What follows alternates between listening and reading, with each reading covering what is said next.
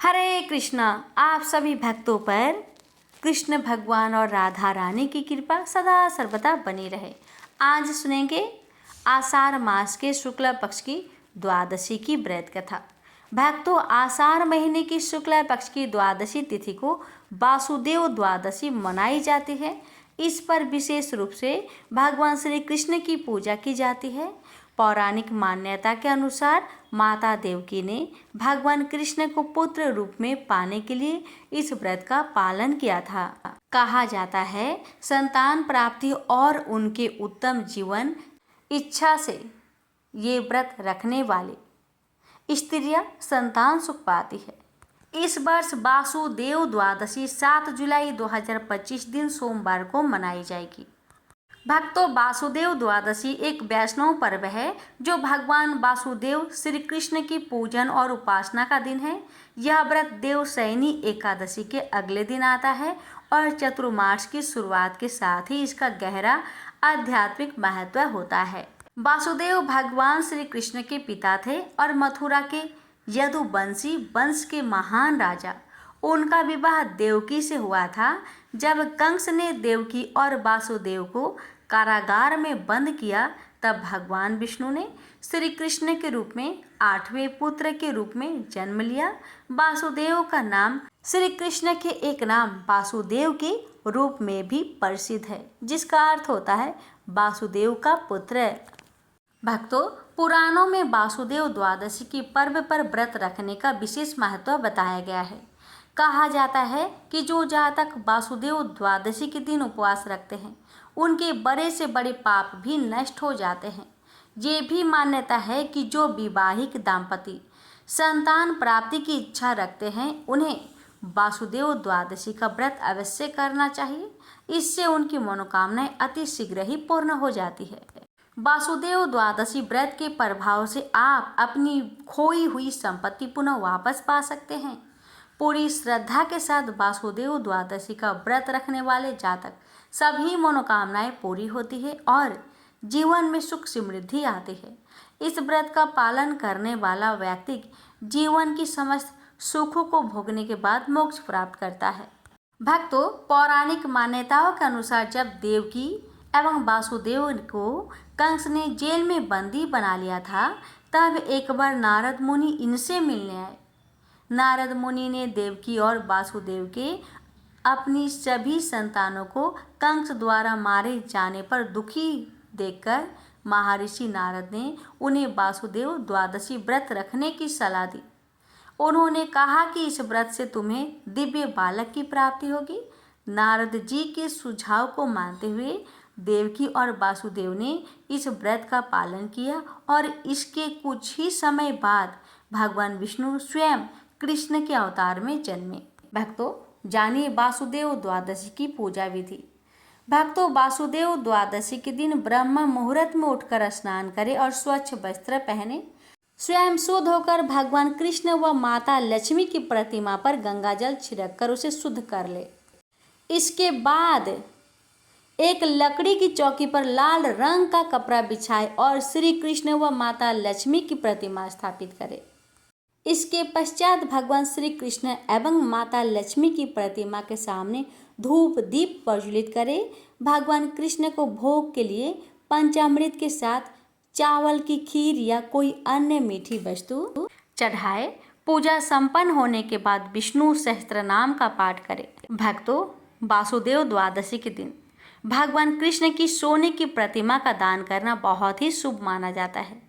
इस सोने की प्रतिमा को पहले किसी जल से भरे पात्र में रखकर उसकी पूजा करें, उसके बाद उसे दान करें। ऐसा करने से असंख्य पुण्य प्राप्त होते हैं। प्रेम से बोलिए ओम नमो भगवते वासुदेवाय।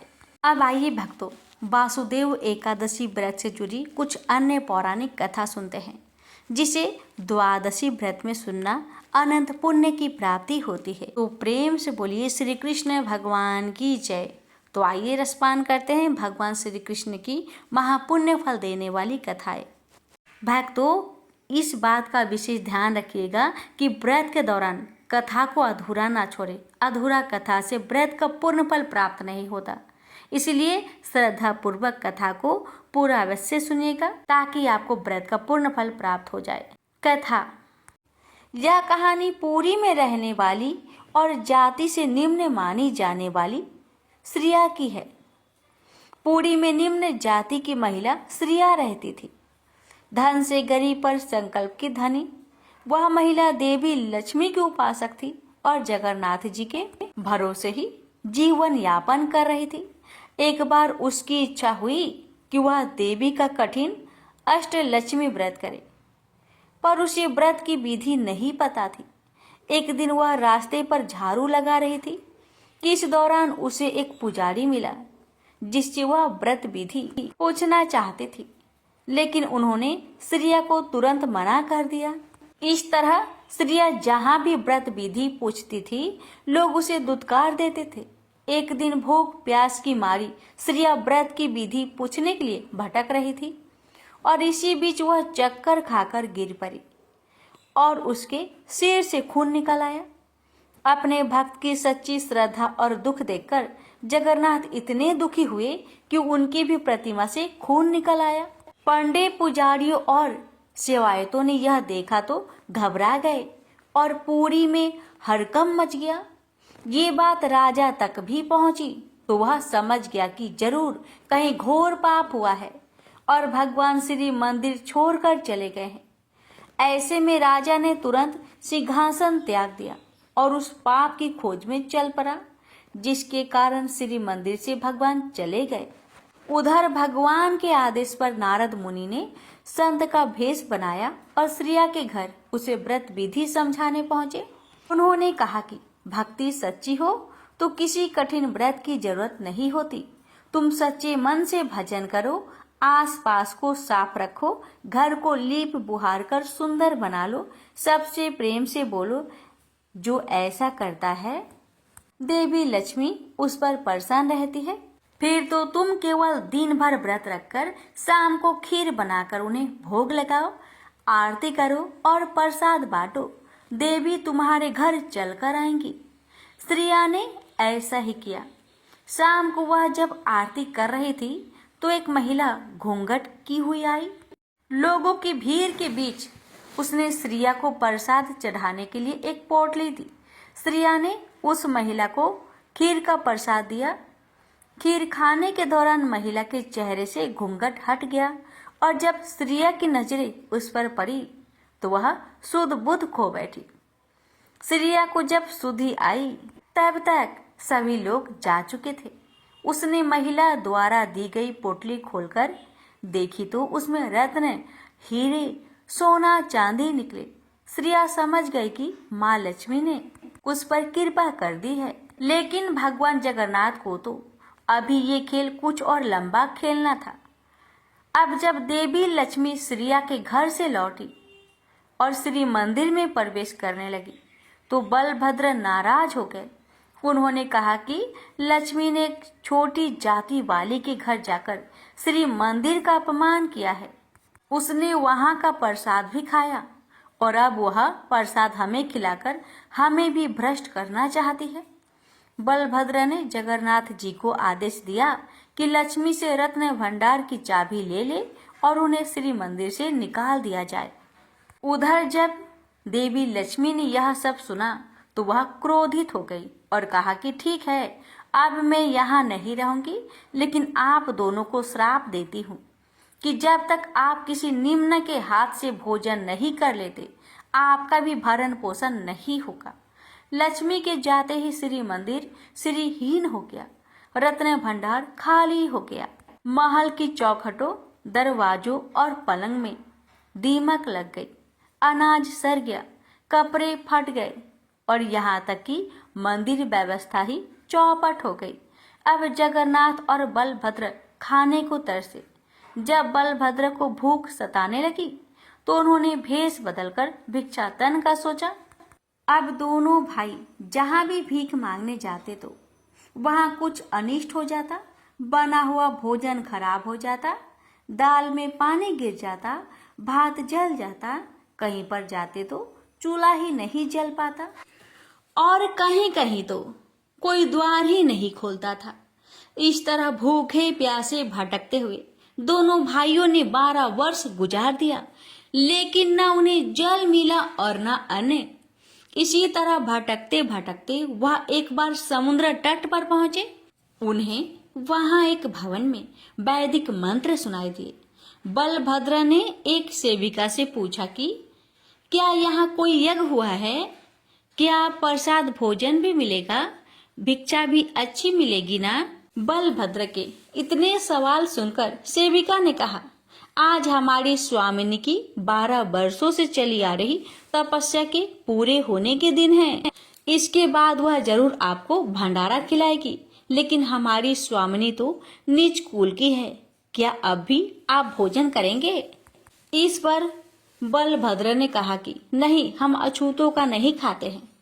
अच्छा सुनो, अपनी मालकिन से कह दो कि हमारे लिए भोजन सामग्री मंगवा दे, हम खुद बना लेंगे। स्वामिनी जो कि खुद लक्ष्मी ही थी, उन्होंने सामग्री तो भेज दी, लेकिन अग्निदेव को आदेश दिया कि वह चूल्हा ना जलने दे, सिर्फ धुआं ही करते रहे।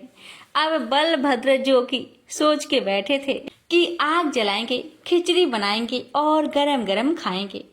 वहां चूल्हा न जल पाने से इतना झल्लाए कि चूल्हा मटकी सभी कुछ फोड़ दिए और जगन्नाथ जी से कहा, जगन, भोजन में क्या छोटा क्या बड़ा, मैं तो कहता हूँ कि भोजन कर ही लेते हैं, ऐसे तो मैं भूखा ही मर जाऊंगा। इसके बाद जगन्नाथ और बलभद्र लक्ष्मी के घर पहुंचे और वहां उन्होंने भोजन करते हुए पहचान लिया कि यह लक्ष्मी ही है। वह लक्ष्मी को सम्मान सहित श्री मंदिर ले आए और इस तरह पुरी से भेदभाव भी मिटा दिया। लक्ष्मी जी के आने से श्री मंदिर का वैभव लौट आया और रत्न भंडार फिर से भर गए। प्रेम से बोलिए जगन्नाथ भगवान की जय, लक्ष्मी महारानी की जय। उज्जैन अवंतिका में स्थित ऋषि सादीपनि के आश्रम में बचपन में भगवान श्री कृष्ण और बलराम पढ़ते थे। वहां उनके कई मित्रों में से एक सुदामा भी थे। सुदामा श्री कृष्ण के खास मित्र थे। वे एक गरीब ब्राह्मण के पुत्र थे। सुदामा और श्री कृष्ण आश्रम से भिक्षा मांगने नगर में जाते थे।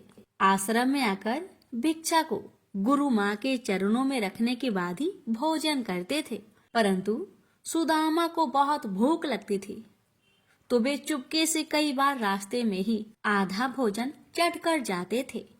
एक बार गुरु माँ ने सुदामा को चने देकर कहा कि इसमें से आधे चने श्री कृष्ण को भी दे देना और तुम दोनों जाकर जंगल में से लकड़ी बीन लाओ। फिर दोनों जंगल में लकड़ी बीनने चले गए। वहां बारिश होने लगी और तभी दोनों एक शेर को देखकर वृक्ष पर चढ़ जाते हैं। ऊपर सुदामा और नीचे श्री कृष्ण। फिर सुदामा अपने पल्लू से चने निकालकर चने खाने लगता है। चने खाने की आवाज सुनकर श्री कृष्ण कहते हैं, अरे ये कट कट की आवाज कैसी आ रही है? कुछ खा रहे हो क्या? सुदामा कहता है, नहीं, ये तो सर्दी के मारे मेरे दांत कटकटा रहे हैं। यह सुनकर श्री कृष्ण कहते, अच्छा, बहुत सर्दी लग रही है क्या? सुदामा कहता है, हाँ। यह सुनकर श्री कृष्ण कहते हैं कि मुझे भी बहुत सर्दी लग रही है। सुना है कि कुछ खाने से शरीर में गर्मी आ जाती है, तो लाओ वो चने जो गुरु माता ने हमें दिए थे, दोनों बांटकर खा लेते हैं। यह सुनकर सुदामा कहता है, चने कहाँ हैं? वो तो पेड़ पर चढ़ते समय ही मेरे पल्लू से नीचे कीचड़ में गिर गए थे। यह सुनकर श्री कृष्ण समझ जाते हैं और कहते हैं, ओ, ये तो बहुत बुरा हुआ। यह सुनकर नीचे की डाल पर बैठे भगवान श्री कृष्ण अपने चमत्कार से हाथों में चने ले जाते हैं और ऊपर चढ़कर सुदामा को देकर कहते हैं कि पेड़ पर फल तो नहीं, लेकिन मेरे पास ये चने हैं। सुदामा कहते हैं, यह तुम्हारे पास कहाँ से आए? तब कृष्ण कहते हैं कि वह मुझे भूख कम लगती है ना। जब पिछली बार गुरु माता ने जो चने दिए थे वह अब तक मेरी अंटी में बंधे हुए थे, ले लो, अब जल्दी से खा लो। यह सुनकर सुदामा कहता है, नहीं नहीं, मैं इसे नहीं ले सकता। तब श्री कृष्ण पूछते हैं, क्यों नहीं ले सकते? सुदामा रोते हुए कहता है, क्योंकि मैं इसका अधिकारी नहीं हूँ और मैं तुम्हारी मित्रता का भी अधिकारी नहीं हूँ। मैंने तुम्हें धोखा दिया है कृष्ण, मुझे क्षमा कर दो। कृष्ण कहते हैं, अरे जिसे मित्र कहते हो उससे क्षमा मांगकर उसे लज्जित ना करो मित्र। इसी प्रकार एक बार श्री कृष्ण सुदामा को वचन देते हैं कि मित्र, जब भी तुम संकट में खुद को पाओ तो मुझे याद करना, मैं अपनी मित्रता जरूर निभाऊंगा। बलराम और श्री कृष्ण आश्रम में भिन्न भिन्न कार्य करते थे। एक बार श्री कृष्ण, बलराम और सुदामा भिक्षा मांगने के लिए जाते हैं। एक द्वार पर खड़े होकर तीनों भिक्षाम देहि कहते हैं तो एक महिला अपनी बेटी के साथ भिक्षा लेकर बाहर आती है और कहती है, ब्रह्मचारियों, आज आने में बहुत देर कर दी। यह सुनकर श्री कृष्ण कहते हैं, माता, आज सारे आश्रम में सफाई करनी थी, बहुत काम था, इसलिए विलंब हो गया, आपको प्रतीक्षा करना पड़ा, उसके लिए क्षमा करें। यह सुनकर वह महिला कहती है, अरे क्षमा कैसी, मैं तो इसलिए प्रतीक्षा कर रही थी कि रोज तुम रूखी सूखी रोटी लेकर जाते हो। आज घर में मालपुआ बने थे तो मैंने सोचा कि तुम जल्दी आ जाओगे तो गरम गरम खाओगे। देखो, मैंने कपड़े से ढककर मालपुआ गरम गरम रखे हैं तुम्हारे लिए। यह देखकर सुदामा का मन ललचा जाता है। वह कहता है, मालपुआ, आज मालपुआ बने हैं। वह महिला कहती है, हाँ, आज घर में पूर्णमासी की पूजा थी ना, इसलिए मालपुआ बनाए हैं। फिर वह तीनों को मालपुआ देकर कहती है, अब इसे जल्दी से खाओ, गरम गरम खाने में आनंद आता है। सुदामा तो खाने ही वाला रहता है कि तभी श्री कृष्ण कहते हैं, नहीं माता, हम यहाँ नहीं खा सकते। वह महिला पूछती है, क्यों? तब श्री कृष्ण कहते हैं कि आश्रम का यही नियम है कि सारी भिक्षा गुरु माता के चरणों में अर्पित कर दी जाए, फिर वह उसमें से जितना भी दे वही हमें खाना चाहिए। यह सुनकर सुदामा को अच्छा नहीं लगता है। यह सुनकर वह महिला गुरु माता के लिए भी मालपुए का एक पैकेट दे देती है। अब उन तीनों के पास 4 पैकेट हो जाते हैं। फिर तीनों वहां से चले जाते हैं। रास्ते में एक नदी के किनारे रुककर बलराम और श्री कृष्ण हाथ मुंह धोने लग जाते हैं। इसी दौरान सुदामा मालपुए निकालकर चुपचाप खाने लगता है। तभी श्री कृष्ण उसे मालपुए खाते देख लेते हैं और मुस्कुरा देते हैं। फिर वह चुपचाप उनके पास पहुंचकर कहते हैं, तुम समझते हो कि मैंने कुछ नहीं देखा? तभी सुदामा पत्तल को मोड़कर मालपुए ढक देता है और कहता है, नहीं नहीं, मैं तो कुछ भी नहीं खा रहा हूँ। तब श्री कृष्ण कहते हैं, देखो, झूठ बोलना पाप है। यह सुनकर सुदामा कहता है, और ब्राह्मण को भूखा रखना भी तो पाप है। यह सुनकर कृष्ण कहते हैं, मैं तुम्हें भूखा रख रहा हूँ। तब सुदामा कहते हैं, और क्या? उसने कितनी ममता से कहा था कि मेरे सामने खा लो, और तुमने आश्रम के सारे नियम बता दिए। तब श्री कृष्ण कहते हैं, नियम तो है, गुरुदेव को पता चलेगा तो वे क्या कहेंगे? यह सुनकर सुदामा कहता है, गुरुदेव को कैसे पता चलेगा? रोज हम 3 रोटी लेकर जाते हैं, तो आज भी 3 रोटी लेकर जाएंगे। हाँ, यदि तुमने गुरुदेव को ना बता दिया तो। यह सुनकर कृष्ण कहते हैं, देखो, मैं तुम्हारा मित्र हूँ और मित्रता का धर्म कहता है कि मित्र की कमजोरी पर पर्दा डालना चाहिए। यह सुनकर सुदामा कहता है, तो तुम नहीं कहोगे? श्री कृष्ण कहते हैं, कदापि नहीं। यह सुनकर सुदामा कहता है, तो फिर सारे मालपुए खा लूं? श्री कृष्ण कहते हैं, हाँ, खा लो। फिर सुदामा खा लेता है तो श्री कृष्ण मालपुए की पत्तल निकालकर सुदामा को देते हैं और कहते हैं, ये तुम्हारे हिस्से की भिक्षा हो गई, गुरु माता को दे देना।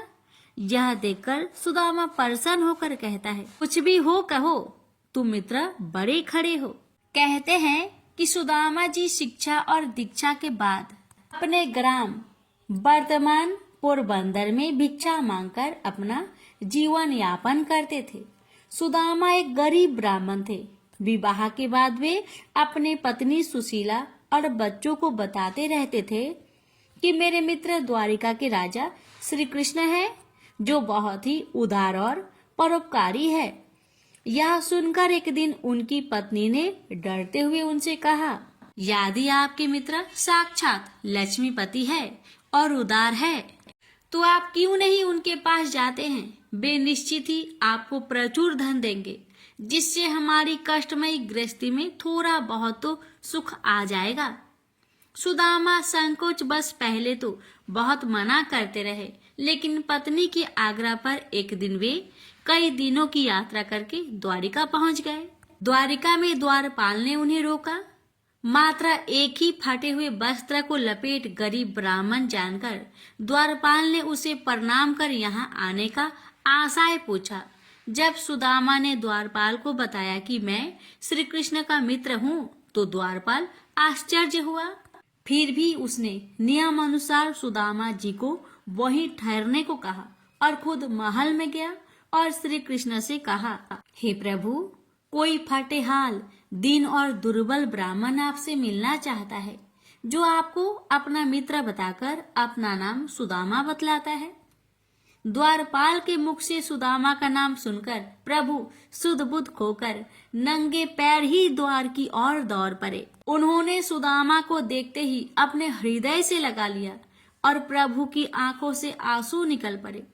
वे सुदामा को आदर पूर्वक अपने महल में ले गए। महल में ले जाकर उन्होंने सुंदर से आसन पर बिठाया और रुक्मणी संग उनके पैर धोए। कहते हैं कि प्रभु को उनके चरण धोने के जल की आवश्यकता ही नहीं पड़ी।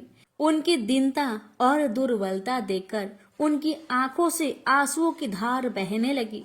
स्नान भोजन आदि के बाद सुदामा को पलंग पर बिठाकर श्री कृष्ण उनकी चरण सेवा करने लगे और गुरुकुल में बिताए दिनों की बातें करने लगे। बातों ही बातों में यह प्रसंग भी आ गया कि किस तरह दोनों मित्र वन में समिधा लेने गए और रास्ते में मूसलाधार वर्षा होने लगी तो दोनों मित्र एक वृक्ष पर चढ़कर बैठ गए। सुदामा के पास एक पोटली में दोनों के खाने के लिए गुरु माता ने दिए थे कुछ चने, किंतु वृक्ष पर सुदामा अकेले ही चने खाने लगे। चने खाने की आवाज सुनकर श्री कृष्ण ने पूछा, क्या खा रहे हो सखा? सुदामा ने ये सोचकर झूठ बोल दिया कि कुछ चने कृष्ण को भी देने पड़ेंगे। उन्होंने कहा, कुछ खा नहीं रहा हूँ, ये तो ठंड के मारे मेरे दांत कटकटा रहे हैं। इस प्रसंग के दौरान ही श्री कृष्ण ने पूछा, भाभी ने मेरे लिए कुछ तो भेजा होगा। सुदामा संकोच बस एक पोटली छिपा रहे थे। भगवान मन में हंसते हैं कि उस दिन चने छिपाए थे और आज तंदुल छिपा रहा है। फिर भगवान ने सोचा कि जो मुझे कुछ नहीं देता मैं भी उसे कुछ नहीं देता, लेकिन मेरा भक्त है तो अब इससे छीनना ही पड़ेगा। तब उन्होंने तंदुल की पोटली छीन ली और सुदामा के प्रारब्ध कर्मों को छीन करने हेतु तंदुल को बेहद चाव से खाया था। फिर सुदामा ने अपने परिवार आदि के बारे में तो बताया, लेकिन अपनी दरिद्रता के बारे में कुछ नहीं बताया। अंत में प्रभु ने सुदामा को सुंदर सैया पर सुलाया। फिर दूसरे दिन भरपेट भोजन कराने के बाद सुदामा को विदाई दी, किंतु विदाई के दौरान उन्हें कुछ भी नहीं दिया। रास्ते भर सुदामा सोचते रहे कि हो सकता है कि इसी कारण से धन नहीं दिया होगा कि कहीं उनमें अहंकार न आ जाए। यह विचार करते सुदामा अपने मन को समझाते हुए जब घर पहुंचे तो देखा उनकी कुटिया का स्थान पर एक भव्य महल खड़ा है और उनकी पत्नी स्वर्ण भूषणों से लदी हुई तथा सेविकाओं से घिरी हुई है। यह दृश्य देखकर सुदामा की आंखों में आंसू निकल आया और वे सदा के लिए श्री कृष्ण की कृपा से अभिभूत होकर उनकी भक्ति में लग गए। हे भगवान, आपकी इस कथा को कहने वाले और श्रद्धा भाव से सुनने वाले, आपकी जय जयकार करने वाले हर भक्तों की हर मनोकामना को पूर्ण करे। प्रेम से बोलिए श्री कृष्ण भगवान की जय। एक बार कृष्ण के जन्म दिवस के अवसर पर सत्यभामा ने सोचा कि वो सबको दिखाएगी कि वो कृष्ण को कितना प्यार करती थी। तो उसने तय किया कि वो कृष्ण के वजन जितना सोना शहर के लोगों में बांटेगी। इसे तुला भार कहते हैं। ये मंदिरों में होता है। लोग एक बड़ी तराजू में अपने वजन के बराबर का माखन, घी या चावल या कुछ और रखकर वो चीज लोगों में बांटते हैं। चावल, नमक, दाल या सोना, ये वो कुछ भी आपसे दे सकते हैं जो देना चाहे। ये प्राचीन परंपरा हमारी संस्कृति का एक हिस्सा है। सत्यभामा ने तुला भार की व्यवस्था की। लोग बहुत प्रभावित हुए, पर कृष्ण पर इन बातों का कोई असर नहीं हुआ। वे जानकर तराजू के एक पल्ले पर बैठ गए। सत्यभामा जानती थी कि उनका वजन लगभग कितना है और उसने उतना सोना तैयार ही रखा था। पर जब उसने सब सोना दूसरे पल्ले पर रखा तो कांटा जरा सा भी नहीं हिला। कृष्ण का पल्ला थोड़ा भी ऊपर नहीं हुआ। ऐसा ही कुछ तभी हुआ था जब कृष्ण एक शिशु थे। एक राक्षस आकर उन्हें ले जाने लगा। तब कृष्ण ने अपना वजन इतना बढ़ा लिया कि राक्षस वहीं गिर पड़ा और कृष्ण ने उसके ऊपर बैठकर उसे कुचलकर मार डाला। क्रिया योग में ऐसा तरीका है जिससे कोई योगी अपना वजन बढ़ा या घटा सकता है। ऐसा बहुत सी कहानियां हैं कि ऐसे योगी भी थे जो पहाड़ की तरह भारी हो जाते थे। तो इस बार कृष्ण अपना वजन बढ़ाकर तराजू में बैठ गए। सत्यभामा ने उतना सोना दूसरे पल्ले पर रख दिया था जितना उसके हिसाब से कृष्ण के वजन के बराबर था, पर कुछ हुआ ही नहीं। तब तक शहर के सभी लोग ये घटनाएं देखने के लिए आ गए थे। तब उसने अपने नौकरों से वो सभी गहने मंगवाए जो उसके पास थे। एक के बाद एक वो गहने डालती जा रही थी और सोच रही थी कि काम हो जाएगा, पर कुछ नहीं हुआ। तब उसने वो सब कुछ भी रख दिया जो उसके पास था, पर पल्ला जरा भी नहीं हिला। वो रोने लगी क्योंकि ये सब उसके लिए बहुत शर्मजनक था। सारा शहर देख रहा था। उसके पास पर्याप्त सोना नहीं था।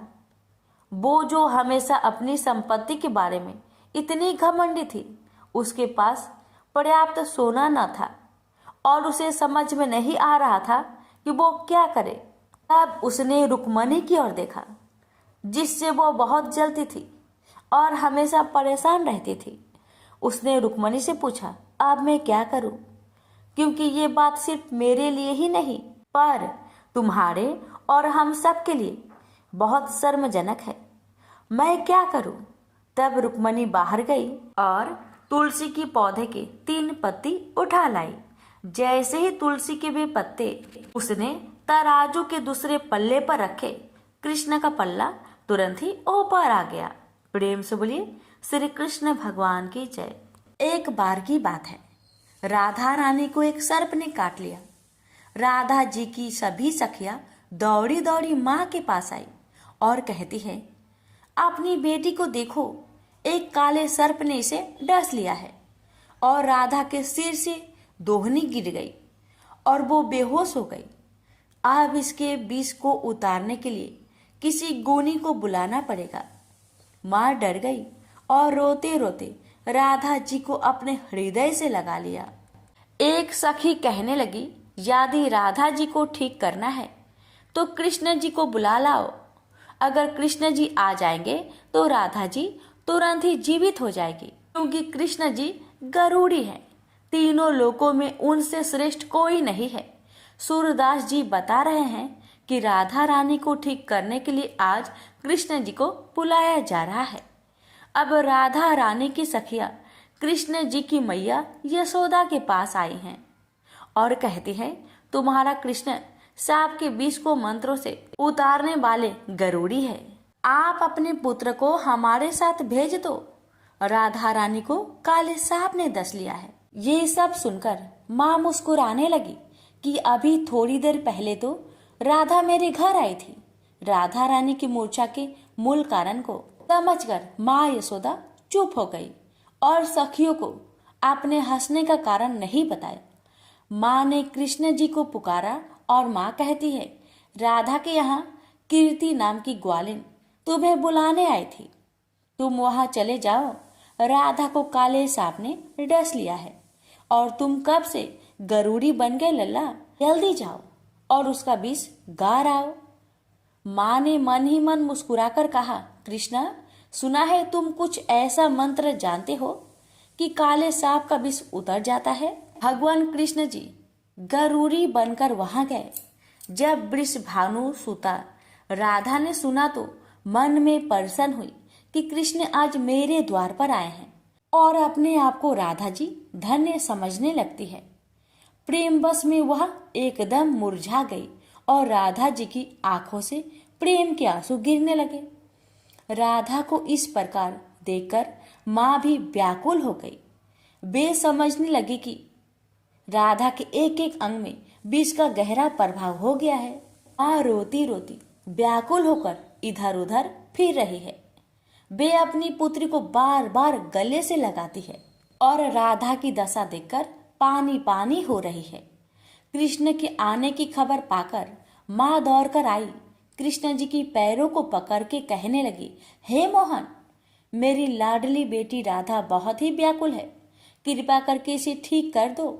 माँ चाहे जो समझे, लेकिन प्रेम पूर्ण हृदय के प्रेम भाव को तो राधा और कृष्ण दोनों ही समझ रहे हैं। तब कृष्ण ने कुछ झाड़ फूक करने शुरू कर दिया और राधा जी को स्पर्श किया। जैसे ही उन्होंने राधा जी को स्पर्श किया तो एकदम से किशोरी जी श्री राधा रानी ने आंखें खोल दी। श्री कृष्ण जी वास्तव में बहुत बड़े गरुणी हैं। शरीर का विष तो उन्होंने झाड़ दिया, लेकिन मन और सिर पर प्रेम का जादू कर दिया।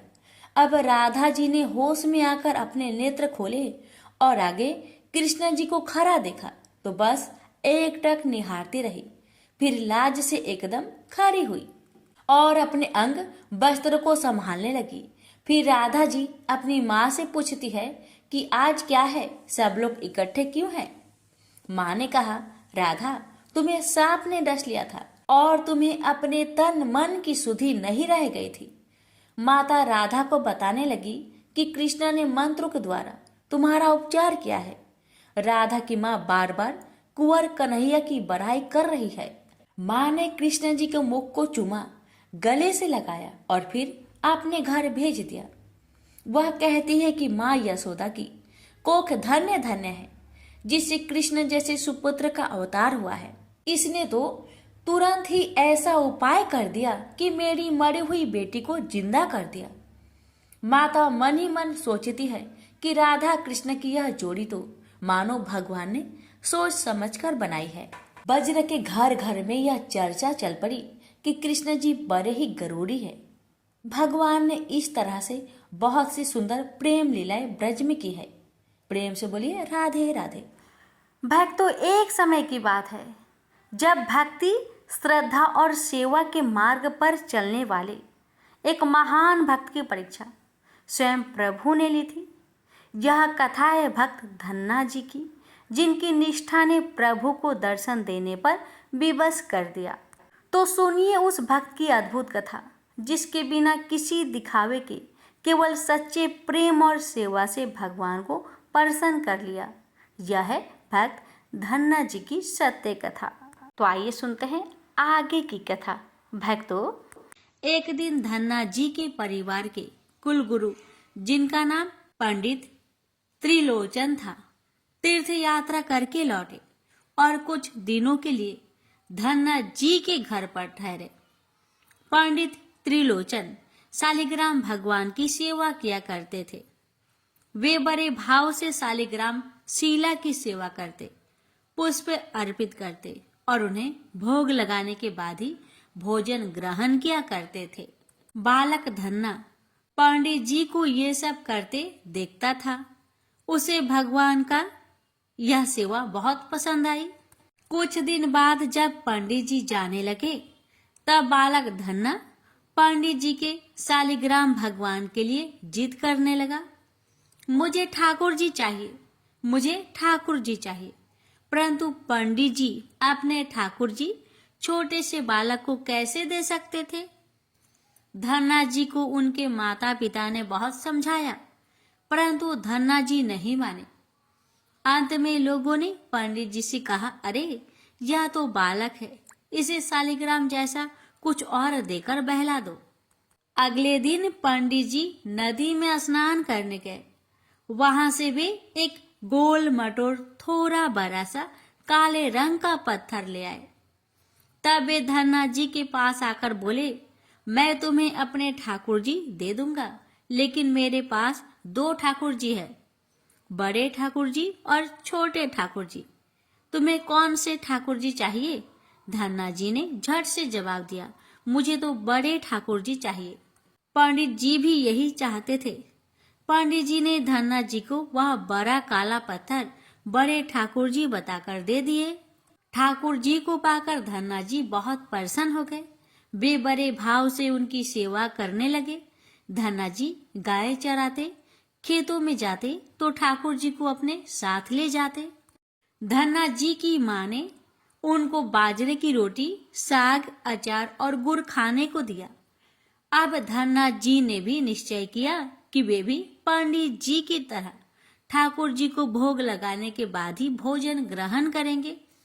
धन्ना जी ने खेत में बहुत प्रेम से ठाकुर जी को पुकारकर भोग लगाया, परंतु ठाकुर जी भोग लगाने नहीं आए। धन्ना जी ने निश्चय किया, जब तक ठाकुर जी स्वयं प्रकट होकर भोग नहीं लगाते, वे भी भोजन ग्रहण नहीं करेंगे। जब ठाकुर जी ने धन्ना जी की रोटी का भोग नहीं लगाया, तो धन्ना जी ने शाम को वह रोटी गाय को खिला दी। 3 दिनों तक ऐसा ही चलता रहा। न तो ठाकुर जी भोग लगाते और न धन्ना जी भोजन ग्रहण करते। चौथे दिन धन्ना जी की माता जी फिर से रोटी लेकर आई। अब धन्ना जी खेतों में जोर जोर से रोने लगे और ठाकुर जी से गुहार लगाने लगे।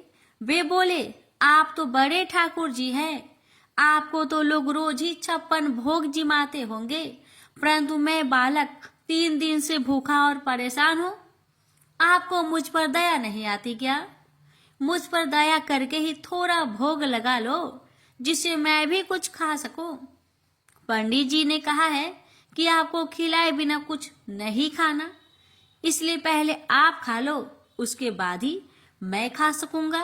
धन्ना जी की भोलेपन से की गई प्रार्थना सुनकर भगवान श्री कृष्ण साक्षात प्रकट हो गए। अपने ठाकुर जी को देखकर धन्ना जी बहुत प्रसन्न हुए।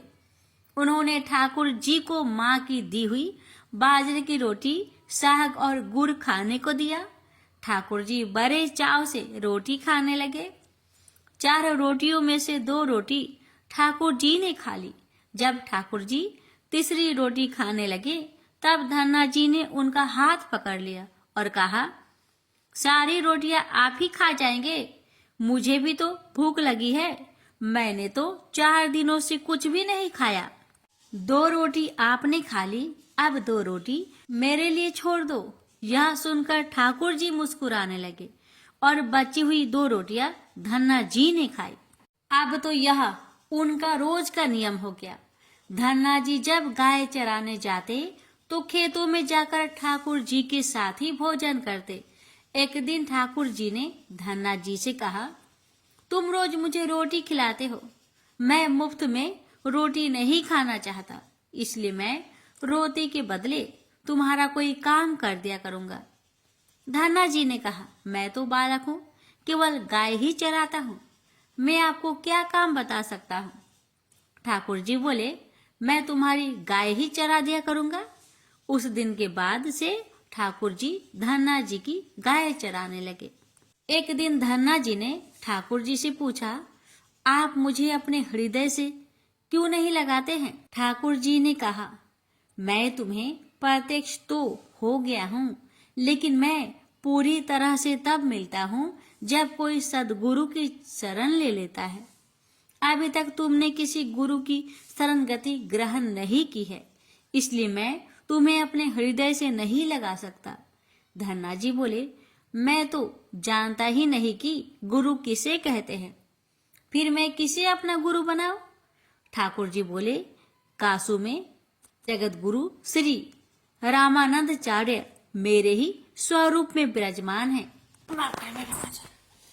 तुम जाकर उनकी शरणागति ग्रहण करो।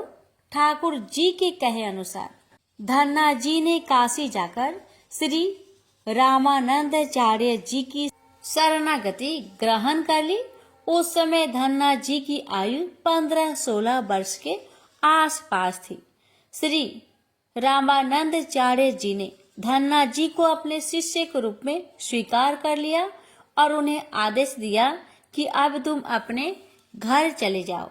धन्ना जी बोले, गुरुजी, अब मैं घर नहीं जाना चाहता। आप मुझे घर जाने का आदेश क्यों दे रहे हैं? गुरुजी बोले, अगर यहाँ रहकर भजन करोगे तो केवल तुम्हारा ही कल्याण होगा, लेकिन अगर तुम अपने घर जाकर खेती किसानी करते हुए अपने माता पिता की सेवा करते हुए भजन करोगे तो तुम्हारे साथ कई जीवों का उद्धार हो जाएगा। गुरु जी के आदेश पर धन्ना जी घर लौट आए। इसके बाद जैसे ही धन्ना जी घर पहुंचे, ठाकुर जी ने उन्हें अपने हृदय से लगा लिया। इसके बाद धन्ना जी खूब मन लगाकर संत सेवा करने लगे। जब भी उनके गांव में कोई साधु संत आते तो धन्ना जी उन्हें अपने घर ले आते और बड़े प्रेम से उनकी सेवा करते और उन्हें भोजन खिलाते। संतों की सेवा करने के कारण अब उनके घर दूर दूर से साधु संत पधारने लगे। धन्ना जी उन सभी का बड़े प्रेम से सत्कार करते और उन सभी को भोजन कराते। एक दिन धन्ना जी के पिताजी ने उनसे कहा, देखो भाई, हम लोग गृहस्थ लोग हैं। यदि महीने में एक आध बार कोई साधु आ जाए तो हम उनकी सेवा भी कर दे और उन्हें भोजन भी करा दे, लेकिन तुम्हारी इन साधुओं से ऐसी दोस्ती हो गई है कि हर दूसरे दिन कोई न कोई साधु चला आता है और अपने साथ एक दो को ले आता है। यह ठीक नहीं है। हम अपनी खेती बाड़ी का काम करें या इन साधुओं की सेवा करें। तुम तो अभी बालक हो, कुछ कमाते नहीं। तुम्हारा पालन पोषण भी हम ही करते हैं और ऊपर से तुम इन साधुओं को बुला लाते हो।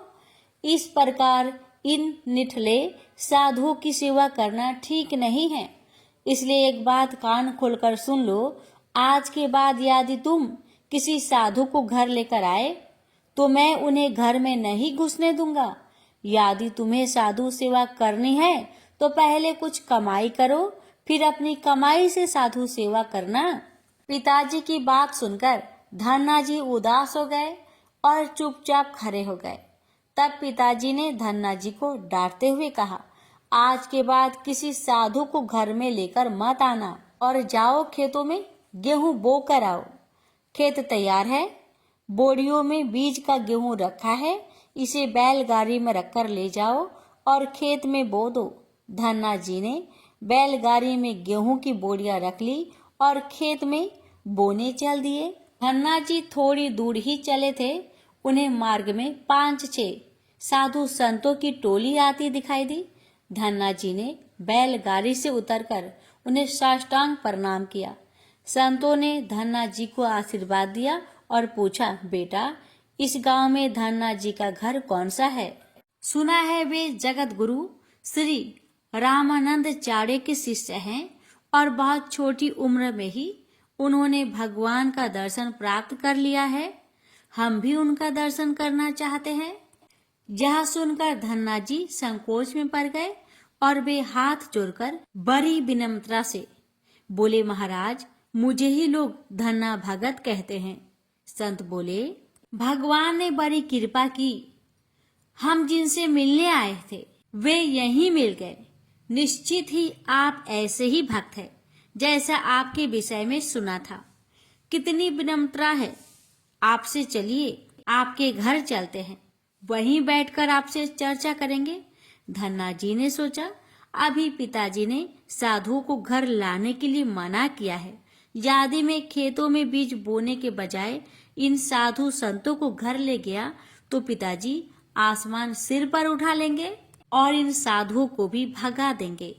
तब धन्ना जी कुछ विचार करके बोले, महाराज अभी घर पर कोई नहीं है, मैं भी खेत की तरफ जा रहा हूँ, आप भी मेरे साथ वहीं चलिए।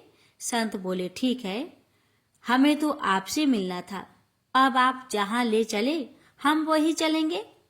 फिर धन्ना जी उन सभी को अपने खेत ले गए।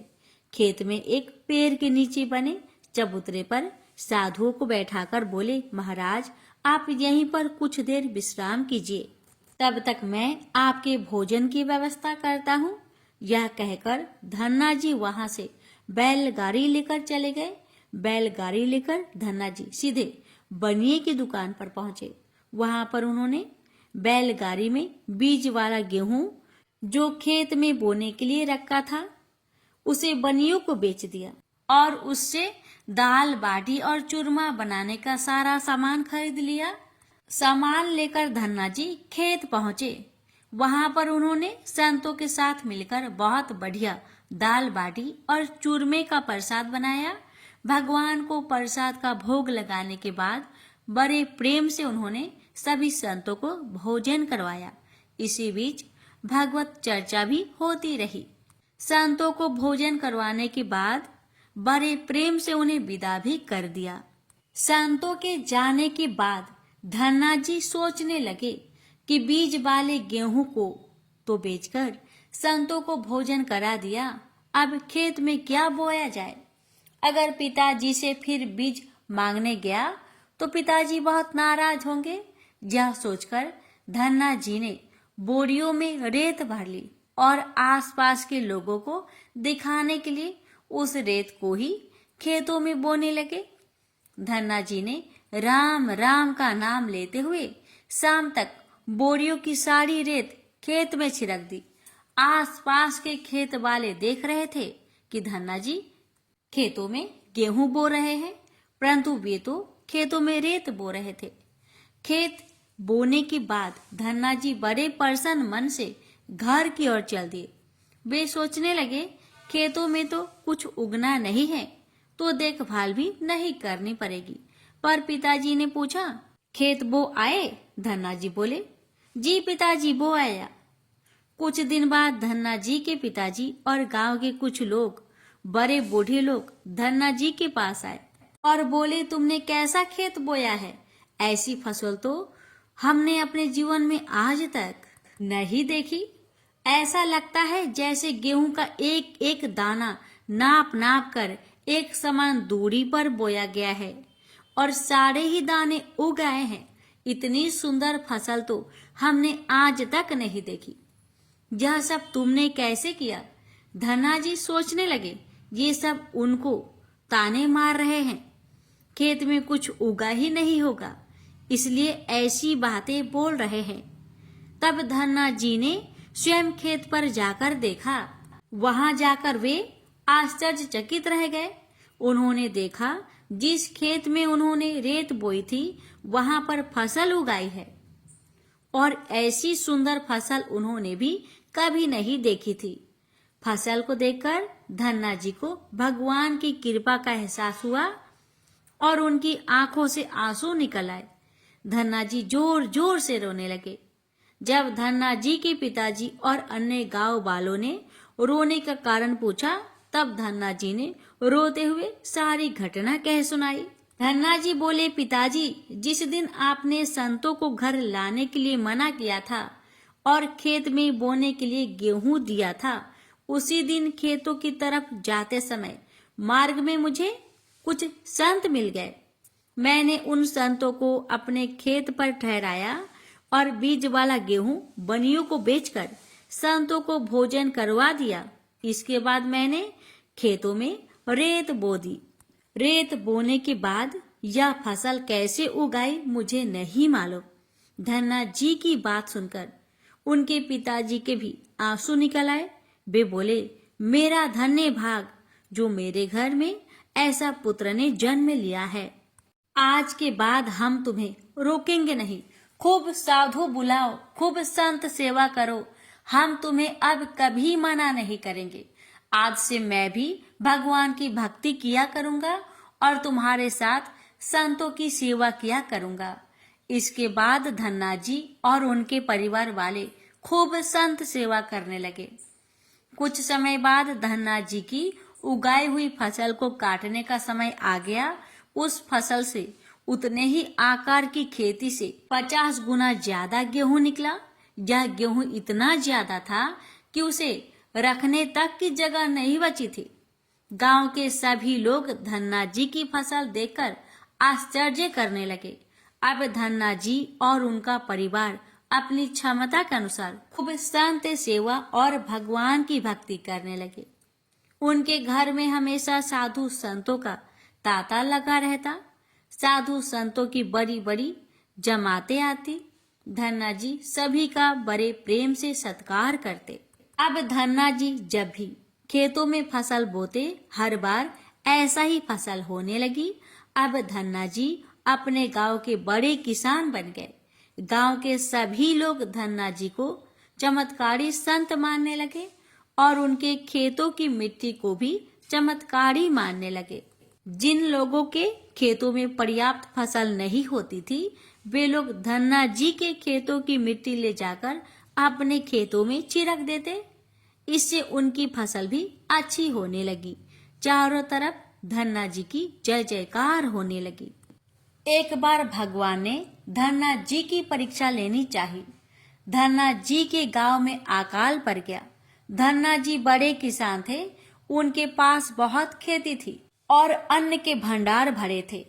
अकाल के कारण उनके गांव और आसपास के क्षेत्रों के ब्राह्मण, संत, गरीब और जरूरतमंद लोग धन्ना जी के पास मदद की उम्मीद से आने लगे। धन्ना जी भी उन्हें दोनों हाथों से भंडार लुटाने लगे। कभी कोई जरूरतमंद उनके घर से खाली हाथ नहीं लौटता। धीरे धीरे धन्ना जी का अन्न भंडार समाप्त होने लगा, परंतु धन्ना जी ने निश्चय किया जब तक उनका सामर्थ्य है वे किसी भी जरूरतमंद को निराश नहीं करेंगे। अपना सब कुछ बेचकर भी वे लोगों की मदद करेंगे। धन्ना जी की निस्वार्थ सेवा से प्रसन्न होकर एक दिन स्वयं भगवान श्री कृष्ण संत के भेष में उनसे मिलने आए। संत रूपी भगवान श्री कृष्ण ने उन्हें तुम्बा जिससे कमंडल बनाया जाता है उसी के बीज दिए और कहा, धन्ना जी इन बीजों को अपने खेतों में बो दो और जब इनकी फसल पक जाए तो उससे भी जो प्राप्त हो उसे लोगों की सेवा में खर्च करना। धन्ना जी ने ऐसा ही किया। संत की आज्ञा मानकर उन्होंने तुम्बा के बीज खेतों में बो दिए। गांव के लोग कहने लगे, लगता है धन्ना जी पागल हो गए हैं। ऐसे भीषण अकाल में फसल बो रहे हैं और वो भी तुम्बा की। इस कड़ुए तुम्बा को तो पशु भी नहीं खाते। यह तो केवल कमंडल बनाने के काम आता है। यदि ऐसी फसल उग भी गई तो उसका क्या फायदा। परंतु धन्ना जी ने संत के कहे अनुसार अपने खेतों में तुम्बा के बीज बो दिए।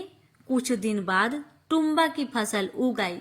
सभी लोग आश्चर्य करने लगे कि ऐसे भीषण अकाल में बिना पानी की कोई फसल कैसे उग सकती है। कुछ ही दिनों में धन्ना जी का खेत हरा भरा हो गया। इसी बीच धन्ना जी जरूरतमंदों की सेवा करते रहे। धन्ना जी ने अपना सारा अन्न भंडार सेवा में लुटा दिया। उनके घर में जो फसलें के बीज रखे थे वे भी उन्होंने संतों के भोजन के लिए दान कर दिए। अब उनके पास अपने परिवार के गुजारे लायक भी अन्न नहीं बचा था। गांव के लोग कहने लगे, बड़ा मूर्ख है धन्ना जो सारा अन्न लुटा दिया। अपने परिवार के लिए भी कुछ नहीं रखा और इसने फसल भी बोए तो तुम्बा की, जिसे खा भी नहीं सकते। धन्ना जी को लोगों की बातों से कोई फर्क नहीं पड़ा। वे तो भगवान का नाम लेते रहते थे और लोगों की मदद करते रहते थे। एक दिन ऐसा आया जब धन्ना जी की खेतों में लगी फसल पक गई। उनके खेतों में तुम्बा के बड़े बड़े फल दिखाई दे रहे थे। धन्ना जी ने सोचा अब दान करने के लिए तो कुछ है नहीं। अब इन तुम्बा से कमंडल बनाकर संतों को दिया करेंगे। धन्ना जी खेतों में लगे सभी तुम्बा के फल तोड़कर घर ले आए। घर आकर जैसे ही उन्होंने एक तुम्बा को कमंडल बनाने के लिए काटा, उन्होंने देखा यह तुम्बा हीरे, मोती, जवाहरत और कीमती रत्नों से भरा हुआ था। तुम्बा को कीमती रत्नों से भरा देखकर धन्ना जी आश्चर्यचकित रह गए। उनके पास तो तुम्बा की पूरी फसल थी। उन्होंने देखा सभी तुम्बा के फसलों में ऐसे ही कीमती रत्न भरे हुए थे। अब उनके पास इतने कीमती रत्न और जवाहरत हो गए थे जितने किसी राजा के पास भी शायद ही हो। इस चमत्कार को देखने के बाद धन्ना जी को उन संत की याद आई जिन्होंने उन्हें तुम्बा के बीज दिए थे। उन संत ने कहा था कि इस फसल से जो भी प्राप्त हो उससे लोगों की सेवा करना। अब धन्ना जी उस धन से लोगों की सेवा करने लगे। वे फिर से दोनों हाथों से लोगों की मदद करने लगे। उस समय वह अकाल कई वर्षों तक चला। उस समय धन्ना जी ने अपने घर में और आसपास के सभी गांव में लोगों को भोजन करवाने के लिए भंडारे शुरू करवा दिए। आसपास के सैकड़ों गांव के लाखों लोग वर्षों तक धन्ना जी के भंडारे में 3 समय भरपेट भोजन किया करते थे। धन्ना जी ने अपने जीवन काल में उस धन से कई मंदिर, बावड़ियां, तालाब और धर्मशालाएं बनवाई और हर तरह से साधु संतों और लोगों की मदद की। इस तरह लोग धन्ना जी को धन्ना सेठ कहकर बुलाने लगे। धन्ना जी जैसा धनी आज तक कोई नहीं हुआ। वे धन और मन दोनों के धनी थे। आज भी उनके ही नाम से अत्यंत धनी लोग को धन्ना सेठ के नाम से बुलाया जाता है। प्रेम से बोलिए श्री कृष्ण भगवान की जय। अब आइए अंतिम में सुनते हैं देवशयनी एकादशी पारण माँ तुलसी की कथा। एक बार की बात है, देवी सत्यभामा भगवान श्री कृष्ण के पास आती है और उनसे पूछती है, हे भगवान, हे स्वामी, आप नित्य तुलसी को जल देते हैं और देवी रुक्मणी नित्य तुलसी जी के पास दीपक जलाती है। इसके पीछे क्या रहस्य है? मुझे नहीं पता प्रभु। कृपया करके आप तुलसी को जल देने की और तुलसी के पास दीपक जलाने की महत्व सुनाइए। भगवान श्री कृष्ण कहते हैं, हे देवी सत्यभामा, तुमने अत्यंत महत्वपूर्ण प्रश्न किया है। देवी तुलसी लक्ष्मी का ही अवतार है। देवी तुलसी भगवान विष्णु को अत्यंत प्रिय है, इसलिए यह मुझे भी सबसे अधिक प्रिय है। मासों में कार्तिक और वनस्पतियों में मुझे तुलसी बहुत प्रिय है। जो भी मनुष्य तुलसी को जल देता है उस पर मेरी कृपा सदैव बनी रहती है। जो भी मुझे तुलसी पत्र डालकर भोग चढ़ाता है मैं उसे प्रेम से स्वीकार करता हूँ। तुलसी पत्र के बिना मैं किसी भी प्रकार का भोग स्वीकार नहीं करता। हे देवी, अब मैं तुम्हें तुलसी को जल देने और तुलसी के पास दीपक जलाने का महत्व कथा सुनाता हूँ, इसलिए तुम इस कथा को बड़े ही ध्यान से सुनो। जो भी स्त्री इस कथा को ध्यान से पूरा सुनती है वह सदा सुहागन रहती है। उसके घर में सुख समृद्धि आती है और दरिद्रता का नाश होता है। देवी सत्यभामा कहती है, हे स्वामी, मैं इस कथा को बड़े ही ध्यान से पूरा सुनूंगी।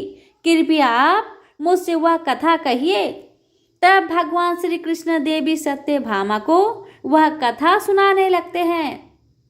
भगवान श्री कृष्ण जी कहते हैं, हे देवी, मध्य देश में श्याम शर्मा नाम का एक वैश्य अपनी पत्नी के साथ रहता था। वैश्य के पास किसी चीज की कोई कमी नहीं थी। ईश्वर की कृपा से उसके पास सब प्रकार के सुख ऐश्वर्य थे, किंतु उस वैश्य की कोई संतान नहीं थी, जिस कारण वे सदैव दुखी रहता था। उसे वैद्य ने संतान प्राप्ति के कई उपाय बताए, मगर उससे कोई फल प्राप्त न हुआ। उसने दान धर्म किया, अनेक प्रकार से वैद्य बुलवाए, उनसे भी नाना प्रकार के उपचार किए, पर उसे संतान की प्राप्ति नहीं हो रही थी।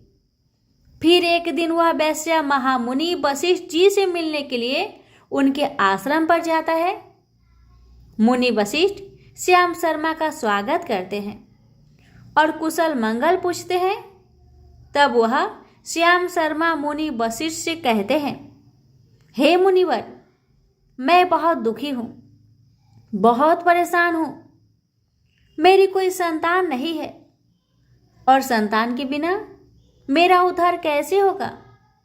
मैंने संतान प्राप्ति के लिए अनेक उपाय किए, दान धर्म किए, किंतु मुझे संतान नहीं हो रही है। कृपा करके आप मुझे यह बताइए कि किस कारण से, किस अपराध से मुझे पुत्र की प्राप्ति नहीं हो रही है। क्या मुझसे अनजाने में कोई बहुत बड़ा पाप हुआ है? बताइए। तब मुनि वशिष्ठ जी अपनी दिव्य दृष्टि से श्याम शर्मा के पूर्व जन्म के बारे में जान लेते हैं और कहते हैं, हे वत्स, पिछले जन्म में तुम्हारे द्वारा बहुत ही घोर पाप हो गया था। इस कारण से तुम्हें इस जन्म में संतान सुख प्राप्त नहीं हो रहा है।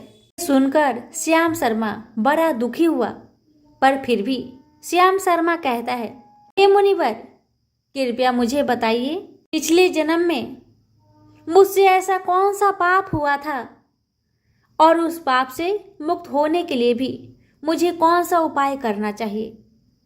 कृपा करके मुझे बताइए। वशिष्ठ जी कहते हैं, हे वत्स, पिछले जन्म में तुमने जो अपराध किया था उसके विषय में सुनो। पिछले जन्म में तुम एक अहंकारी वैश्य थे। तुम्हारा जन्म धनवान कुटुंब में हुआ था। तुमने पिछले जन्म में एक गाय को अत्यंत दुख दिया था। एक दिन एक गाय भूख और प्यास से व्याकुल होकर तुम्हारे द्वार पर आई थी, किंतु तुमने उस गाय को न रोटी खिलाई, न चारा खिलाया और न ही उसे जलपान कराया। तुमने बड़ी ही निर्दयता से उस गाय को अपमानित करके घर से निकाल दिया।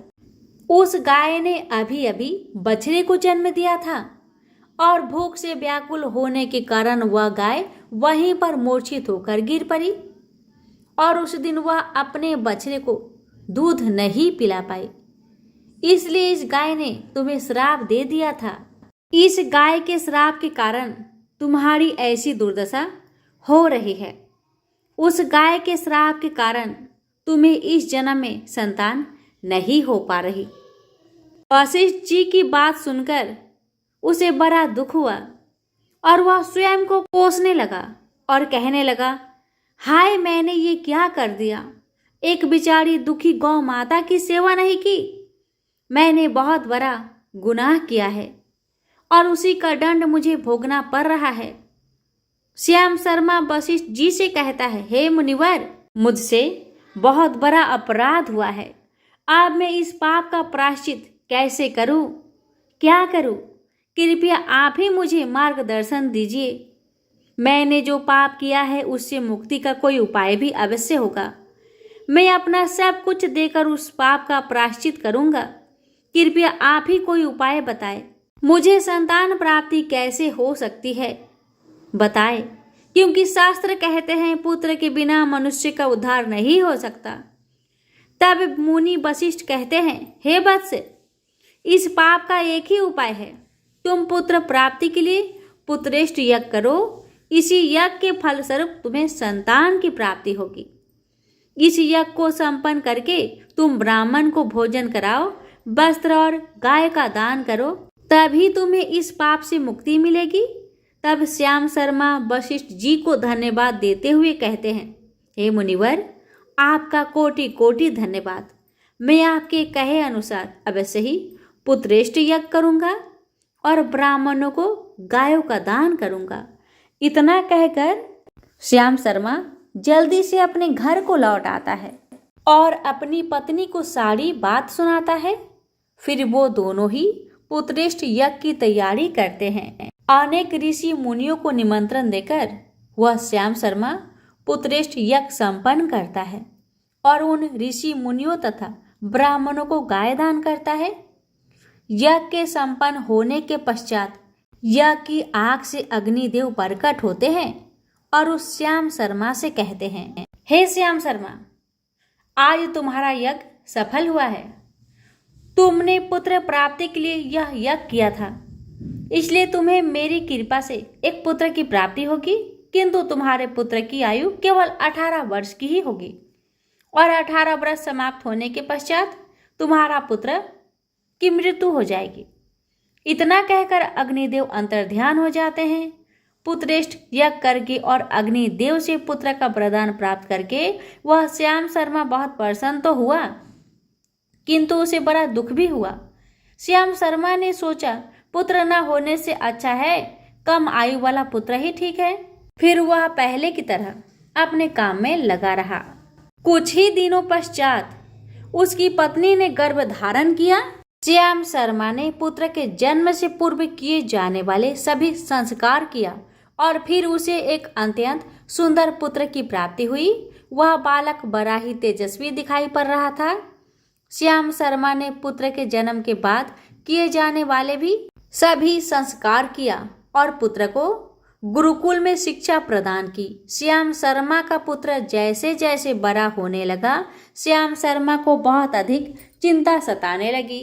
फिर जब उसका पुत्र 16 वर्ष का हुआ तो श्याम शर्मा की पत्नी ने उससे कहा, अब हमें अपने पुत्र का विवाह कर देना चाहिए। हमारा पुत्र अब विवाह के योग्य हो गया है। श्याम शर्मा ने कहा, हे प्रिय, विधि के विधान के अनुसार हमारे पुत्र की आयु केवल 18 वर्ष की ही है। 18 वर्ष के पश्चात हमारे पुत्र की मृत्यु हो जाएगी, इसलिए इसका विवाह करके किसी कन्या के जीवन को बर्बाद नहीं करना चाहिए। वह तो 2 वर्षों बाद विधवा हो जाएगी, फिर उसे जीवन में अनेक कष्ट सहन करने पड़ेंगे। लेकिन श्याम शर्मा की पत्नी नहीं मानी। वह अपने पुत्र का विवाह होता देखना चाहती थी। श्याम शर्मा की पत्नी कहती है, हे नाथ, कुछ भी हो, मैं अपनी पुत्र को अविवाहित मरते हुए नहीं देख सकती। हमारे पास किस चीज की कमी है बताइए।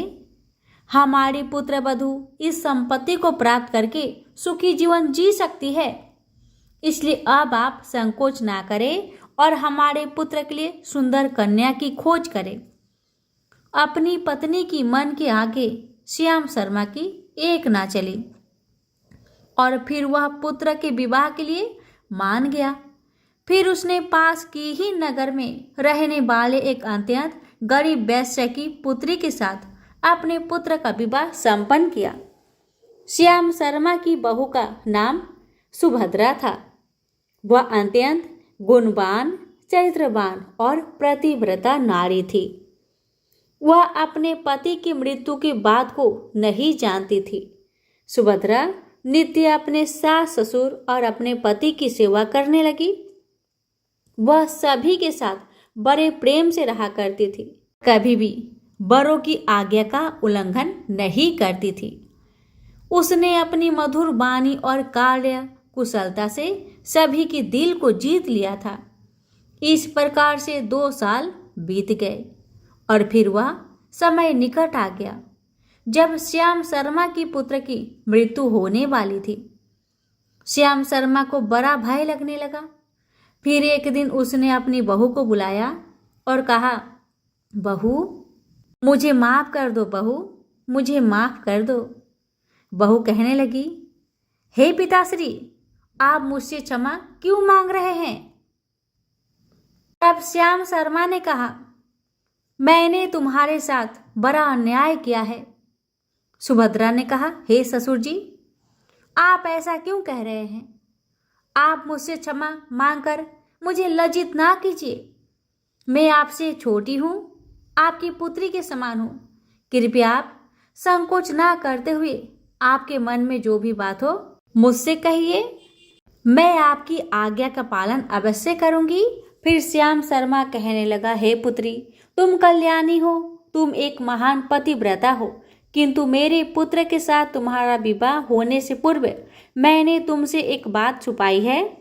हमें पुत्र की प्राप्ति पुत्रेष्ठ यज्ञ करने के बाद हुई थी और अग्निदेव ने हमें यह कहते हुए पुत्र प्राप्ति का आशीर्वाद दिया था कि हमारे पुत्र की आयु केवल 18 वर्ष की होगी। 18 वर्ष के बाद हमारे पुत्र की मृत्यु हो जाएगी। अपने ससुर की बात सुनकर सुभद्रा ने कहा, हे ससुर जी, बस इतनी सी बात, आप चिंता न कीजिए। मैं आपको वचन देती हूँ कि आपकी पुत्र वधू मैं कभी विधवा नहीं होगी। आपके पुत्र के प्राणों की रक्षा करूँगी। आप बस मुझे एक दीपक, जल का घड़ा और एक गाय ला कर दीजिए।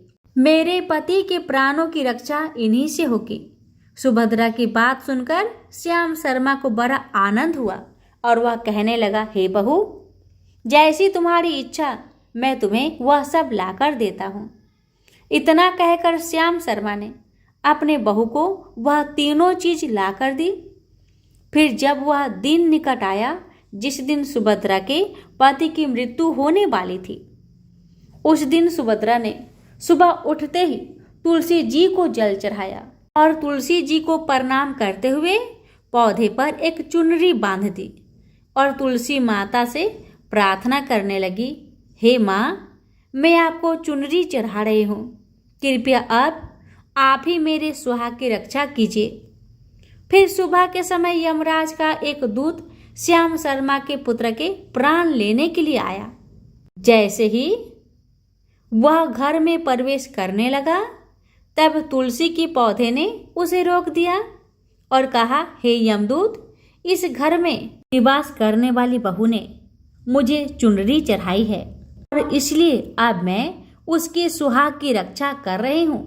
तुम इसके घर में प्रवेश नहीं कर सकते। इतना कहकर तुलसी जी ने यमराज के उस दूत को घर में जाने से रोक दिया।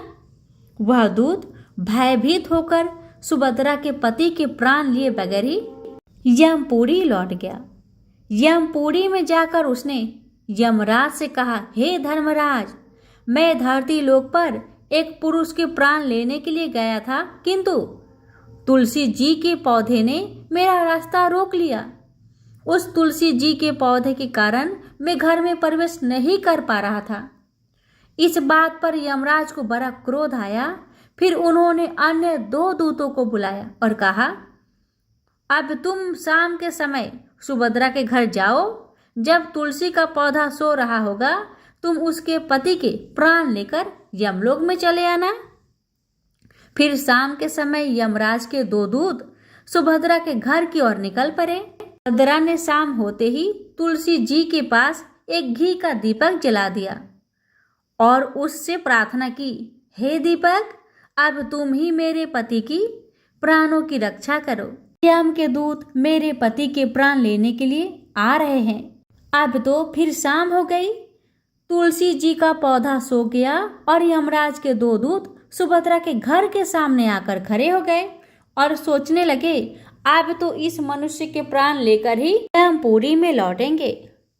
जैसे ही यम के दूत सुभद्रा के घर में प्रवेश करने लगे, तुलसी जी के पास लगाए हुए दीपक ने उनका रास्ता रोक दिया और कहा, हे दूतों, तुम अब इस सुभद्रा के पति के प्राण नहीं ले जा सकते।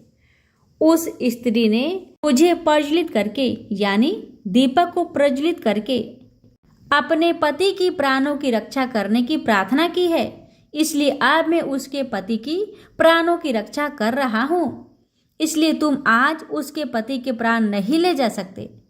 तुम यहीं से लौट जाओ, नहीं तो मैं सब कुछ जलाकर भस्म कर दूंगी और मेरी अग्नि में तुम दोनों भी जलकर भस्म हो जाओगे। उस पर दीपक की बात सुनकर यमराज के दूत भयभीत हो गए और फिर यमपुरी लौट गए। वहां पर जाकर उन्होंने यमराज जी को सारा वृत्तांत सुनाते हुए कहा, हे यमराज, आपकी आज्ञा का पालन करते हुए हम दोनों शाम के समय उस पुरुष के प्राण लेने के लिए गए थे, किंतु तुलसी जी के पास लगाए हुए दीपक ने हमारा रास्ता रोक दिया, इसलिए हम खाली हाथ ही वापस आ गए। यह सुनकर यमराज भगवान को बड़ा क्रोध आ गया।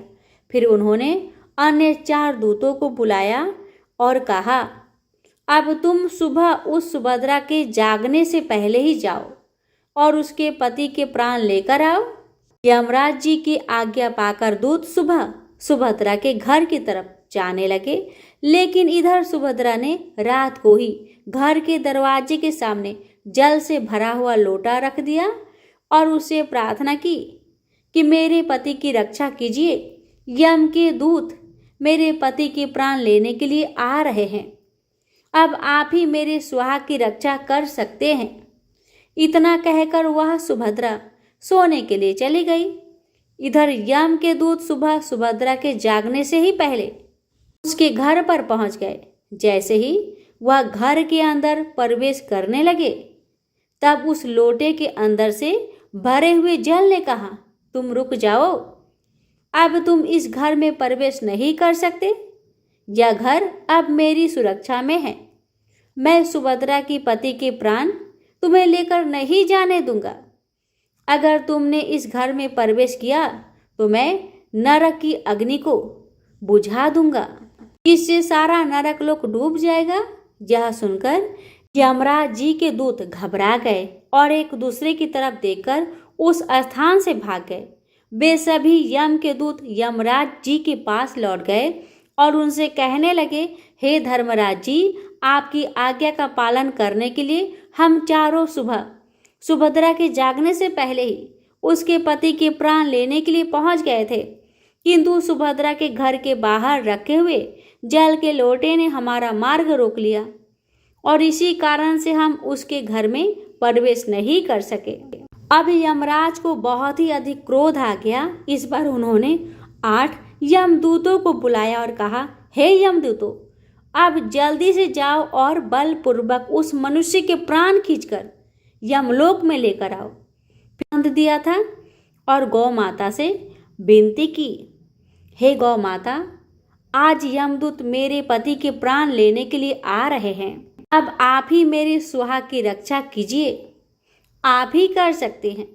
हे गौ माता, मैं आपकी शरण में आई हूँ, कृपया मुझे विधवा होने से बचा लीजिए। उस गाय ने कहा, हे पुत्री, तुम चिंता मत करो, तुम्हारे पति की प्राणों की रक्षा स्वयं मैं करूंगी। मेरे होते हुए यम के दूत तुम्हारे घर में प्रवेश नहीं कर पाएंगे, इसलिए तुम चिंता से मुक्त होकर अपने पति की सेवा करो। फिर जैसे ही वे यमदूत घर के अंदर प्रवेश करने के लिए आगे बढ़ते हैं, तब वह गाय उन्हें रोक देती है और कहती है, इस घर में तुम लोग प्रवेश नहीं कर सकते, इस घर की रक्षा मैं कर रही हूँ। मेरे रहते कोई भी इस घर के अंदर प्रवेश नहीं कर सकता। यदि तुमने घर के अंदर प्रवेश करने का कोशिश किया तो मैं तुम सभी को श्राप दे दूंगी। अगर तुम्हें इस घर के अंदर प्रवेश करना है तो पहले मेरे प्राण लेने पड़ेंगे और तुम सभी को गौ हत्या का पाप लगेगा, जिसका कोई प्रायश्चित नहीं है। वहां पर उपस्थित सभी यमदूत गाय माता की श्राप देने वाली बात को सुनकर भयभीत हो गए। वे जानते थे कि गाय के द्वारा दिए गए श्राप से कोई मुक्त नहीं कर सकता और गौ हत्या तो संसार का सबसे बड़ा अपराध है, महापाप है, जिसका कोई भी प्रायश्चित नहीं है।